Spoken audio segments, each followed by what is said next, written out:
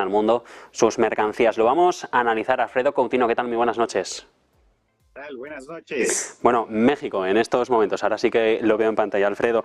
¿Cómo lo veis en Moody's? La fortaleza de la economía parece que hace a este país mantener el pulso en una región tan atomizada como pudiera ser la americana, con Estados Unidos mirando hacia arriba, pero si miramos hacia el sur con esos gigantes como Brasil o Argentina. Claro, México ha sido desde hace muchos años un socio comercial del mercado norteamericano, no solamente de los Estados Unidos, ¿verdad? Este reforzamiento se dio básicamente con la firma e implementación del Acuerdo de Libre Comercio de América del Norte en el 2004, perdón, 1994. Estados Unidos, Canadá y México. Y a raíz de ese acuerdo, pues el comercio de México con estos dos socios comerciales, pues despegó, tuvo una expansión extraordinaria. De tal forma que más del 80% de los productos exportados de México los compra el mercado estadounidense y el 20% México lo canaliza hacia el resto del mundo. De tal manera que los lazos con América del Norte son mucho más fuertes y determinantes para la economía mexicana que sus lazos con el resto de América Latina, ¿verdad? En ese sentido, lo que pasa en los Estados Unidos se replica, se reproduce en la economía mexicana, tanto para bien como para mal. Si la economía de los Estados Unidos avanza o se expande, a la economía mexicana le va muy bien.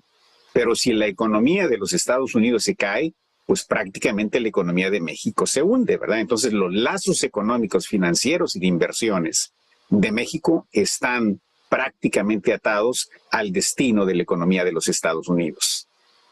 Estados Unidos como ese principal socio, pero también, Alfredo, es importante el papel de China. Si no tengo mal entendido, lidera el ranking de las mayores importaciones con 3,4 billones. Le sigue Estados Unidos, le sigue Alemania, pero China es un socio comercial de primer orden para Ciudad de México ahora mismo. Bueno, sí, China ha incrementado su comercio con México.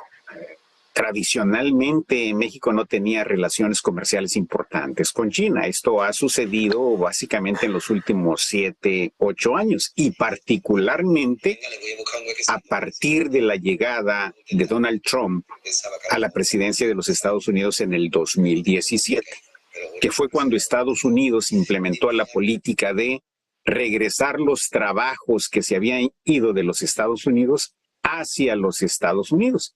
Y ahí empezó la política más agresiva, una política tarifaria mucho más agresiva de los Estados Unidos, particularmente contra China. Entonces México no tenía mucho comercio con China. Sin embargo, a raíz de esa agresividad en los impuestos y tarifas implementados por Estados Unidos a las importaciones provenientes de China, una manera que encontró China de poder darle vuelta parcialmente al problema con los Estados Unidos fue diversificar sus mercados. Y ahí es donde aparece México. De tal manera que cuando vemos las importaciones mexicanas procedentes de China, empezaron prácticamente a crecer desde el 2007, de tal manera que han tenido una expansión muy importante. Sin embargo, China solamente representa un 15% de las importaciones totales mexicanas con el resto del mundo, ¿verdad? Entonces, en ese sentido, sí ha tomado relevancia China en el mercado mexicano. Por supuesto, tiene una relevancia también importante en el mercado de los Estados Unidos, pero sorpresa, México ha desplazado ya a China como el principal proveedor de productos exportados al mercado de los Estados Unidos. Hasta el 2022, China era el principal productor y exportador de materiales y de productos a los Estados Unidos.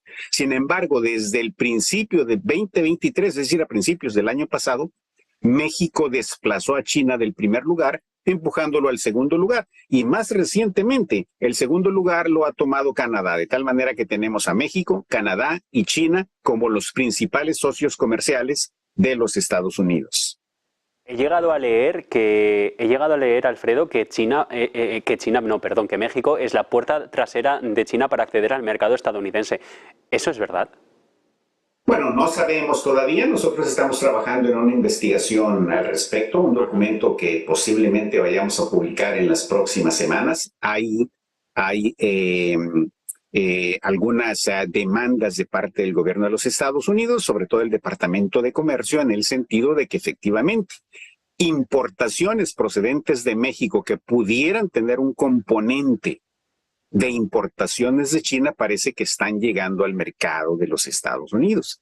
En ese sentido, sí ha habido algunas quejas de parte de las autoridades de los Estados Unidos e incluso ha llamado a las autoridades mexicanas a que clarifiquen si efectivamente parte de las importaciones o parte de las exportaciones que México está enviando a los Estados Unidos tienen un componente importante de China. Se han hecho acusaciones al respecto, no hay datos específicos ni de parte de los Estados Unidos ni de parte de México que realmente den evidencia contundente al respecto. Sin embargo, lo que sí está pasando, ¿verdad?, es que el arribo de productos chinos a la economía mexicana se ha expandido de manera significativa. Y yo creo que por ahí es donde viene la sospecha de que posiblemente México esté importando producción china que posiblemente tenga algún proceso de manufacturación en el país, posiblemente muy ligero, y a partir de allí se esté reexportando a los Estados Unidos. Aquí hay que recordar que de acuerdo al acuerdo comercial que México tiene con Canadá y Estados Unidos, los productos que cada país exporte a cada uno de los socios del acuerdo comercial de Norteamérica tienen que cumplir con una cuota de contenido regional. En ese sentido, la demanda de los Estados Unidos a México es que México especifique, clarifique y confirme que los productos que está exportando hacia los Estados Unidos realmente cumplen con la regla de origen o de contenido regional. Puede modificar fácilmente si la economía china, si las empresas chinas invierten en México, producen allí y a partir de ahí entran, ¿no? Efectivamente, esa es la vuelta que China o la opción que China tiene para poder accesar el mercado de los Estados Unidos, establecer o expandir plantas de producción en territorio mexicano de tal manera de utilizar el factor trabajo local, de tal manera de importar incluso productos semimanufacturados de China, pero después agregarle valor local, de esa manera cumplir con el requerimiento de contenido de origen y, por supuesto, exportar un producto final hacia los Estados Unidos cumpliendo con esa reglamentación. Esa es precisamente la demanda del gobierno de los Estados Unidos con respecto a México. Hemos hablado de las relaciones mirando hacia Asia, pero hacia Europa. Ha habido desplome de los envíos procedentes de las mercancías mexicanas. No sé si estamos perdiendo atractivo este mercado único de 400 millones de consumidores para las empresas de América Latina, para México en particular y para la zona del continente en general. Sí, definitivamente. Yo creo que Europa es un mercado muy importante, no solamente para los países de América Latina, sino los países latinoamericanos también son un mercado importante para Europa. Desafortunadamente, el comercio entre las dos regiones, América Latina y Europa, pues parece ser que ha entrado en un proceso de avance muy lento o incluso en algunos casos con algunos países de un comercio que ha disminuido en alguna medida. Yo creo que ahí se están desaprovechando oportunidades, sobre todo para el resto de América Latina, que todavía tiene un comercio muy importante con los países europeos. En el caso de México, como lo comentaba, pues el socio comercial es los Estados Unidos, exportando entre 80-85% de los productos lanzados al mercado mundial, pues van a los Estados Unidos, ¿verdad? Entonces, la participación de Europa en el mercado mexicano es básicamente reducida y, por supuesto, México está desaprovechando también el potencial que tiene el mercado europeo. Alfredo, ahora mismo estamos en un proceso, en un año, en este 2024, en el que ya lo hemos ido comentando desde el inicio, la mitad del mundo, el 50% de la población está llamada a las urnas y dos de los países que van a elegir a nuevo gobierno va a ser Estados Unidos y México. ¿Esto hasta qué punto puede condicionar? Porque nos hablabas antes del efecto que tuvo Donald Trump en la anterior legislatura, de la del 2016, en esas relaciones con México y en esa predisposición de la economía latina hacia China. No sé hasta qué punto esto se puede exacerbar si el republicano volviera. Sí, por supuesto. Yo creo que ya existen temores, al menos del lado mexicano, del hecho de que una siguiente administración de Donald Trump en los Estados Unidos pudiera hacer regresar la realidad a la historia que tuvimos desde el 2017, en donde la retórica del presidente Trump con respecto a México, no solamente en términos de comercio, sino en términos de migración, en términos de seguridad nacional, pues realmente afectaron las relaciones con el gobierno mexicano. Últimamente, y por supuesto durante la campaña política, Donald Trump ha hecho énfasis nuevamente en que su política pues prácticamente sigue siendo la misma. El hecho de que ahora dice que pues prácticamente pretendería sellar la frontera entre México y los Estados Unidos, pues eso nos indica que efectivamente de llegar a ganar la presidencia para el 2025, su periodo iniciaría en el 2025, pues todo este tipo de fricciones yo creo que se agravarían, se acrecentarían y por supuesto eso afectaría las relaciones, no solamente comerciales, sino también las relaciones políticas y diplomáticas entre México y los Estados Unidos. Entonces sí existe temor, sí existe preocupación de que eso pueda llegar a suceder y por supuesto eso va a tener un efecto negativo para las dos economías. Bueno, desde Moody's, ¿qué visión dais para el conjunto de la economía en América Latina? No sé si lo veis como destino de inversión y trabajo o al que todavía le quedan deberes por hacer por delante.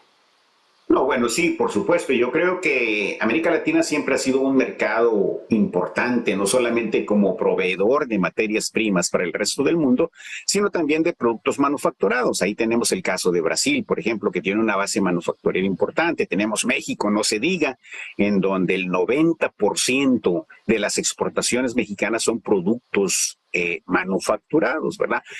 Brasil tiene una base manufactura, sobre todo de productos electrónicos, de productos del sector automotriz muy importante, de tal manera que ahí tenemos, por ejemplo, manufactureras europeas de autos, de automóviles, de camiones establecidas en México, establecidas en Brasil.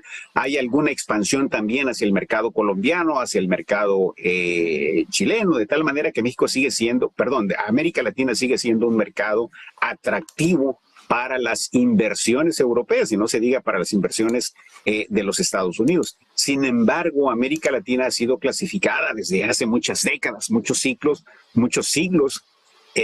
como un mercado que prácticamente depende de la producción y de exportación de materias primas, prácticamente de bienes primarios, bienes agrícolas, agropecuarios, mineros, y en el caso específico de México y de Brasil, pues bueno, tienen una base manufacturera muy importante. Allí es donde China está viendo la oportunidad, allí es donde algunos países europeos están viendo la oportunidad, y por supuesto yo creo que las inversiones del resto del mundo continúan viendo a América Latina como un mercado atractivo para invertir. Sectores en el foco.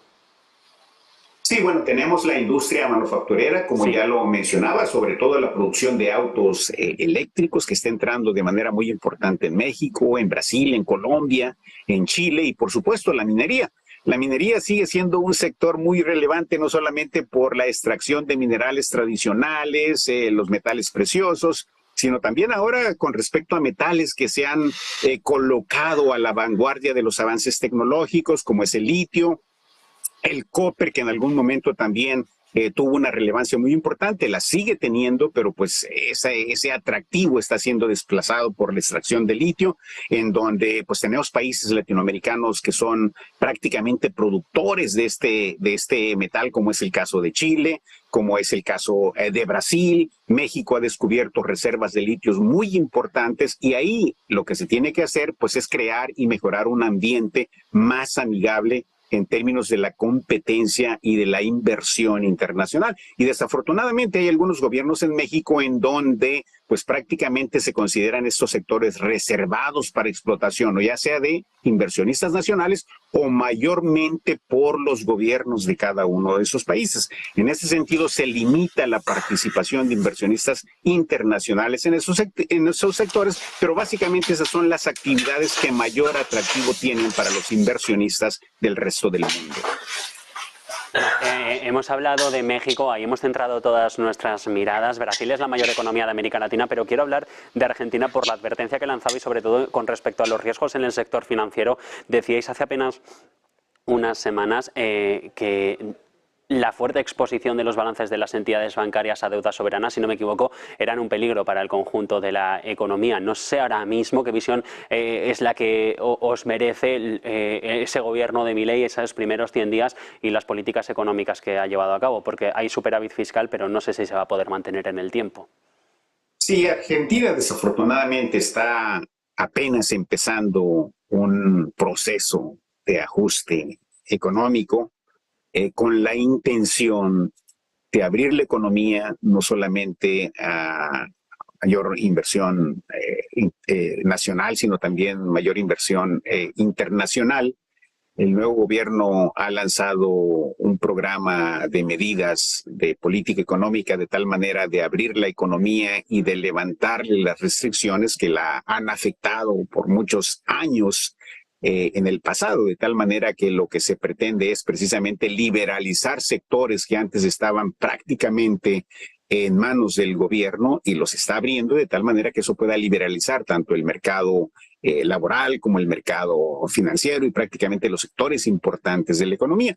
Y por supuesto, un programa de ajuste económico tiene sus costos. En ese sentido, bueno, en primer lugar, el gobierno propuso combatir la inflación, que es un mal que prácticamente Argentina ha padecido desde años anteriores, ¿verdad? Entonces, este programa de ajuste tiene también la intención de controlar la inflación en primer lugar y después empezarla a reducir, que afortunadamente se está reduciendo, ¿verdad? Sin embargo, eso también tiene costos en términos de las tasas de interés, ¿verdad? El costo que tiene la política monetaria para poder ajustar la demanda interna y eso permitir que la inflación continúe declinando, pues es muy importante para la actividad económica. Y entonces tenemos una economía que está cayendo en recesión nuevamente, ¿verdad? Porque la economía argentina ha estado en recesión en años anteriores, ¿verdad? Y tuvo un crecimiento positivo el año pasado. Sin embargo, para este 2024, las estimaciones están hablando de una caída, de una contracción del Producto Interno Bruto que puede ir desde 3% hasta 5%.